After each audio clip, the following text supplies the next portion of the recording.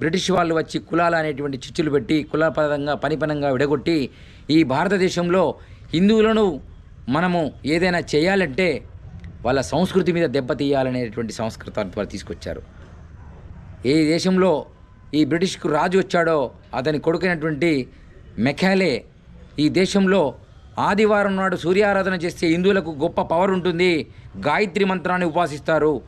ఆదివారం నాడు కనుక వీరికి ఏ మంత్రాన్ని ఉపాసించకుండా వారికి సెలవు దినంగా ప్రకటిస్తే వాళ్ళు తిని బజ్జోని మంత్రతంత్ర సాధన బంద్ అయిపోయి దేశం వినాశనంగానికి దారితీస్తుంది. ఈ ప్రజలు ఆగమైపోవడానికి ఇది ఒక మార్గం అని ఎంచుకున్నారు. ఈ దేశంలో అత్యంత గొప్ప శక్తివంతమైనటువంటి భాష సంస్కృతం. ఆ సంస్కృతాన్ని ఈ హిందువులకు దూరం చేస్తే వీళ్ళకు పరభాష నేర్పినట్టయితే, ఫ్రీగా నేర్పినట్టయితే వీరు మన దేశ సంస్కృతి మీద దాడి చేయకుండా మనతో కలిసిమెలిసి ఉంటూ వాళ్ళ యొక్క సంస్కృతికి సంబంధించినటువంటి భాషను మర్చిపోయి దైవ భాషను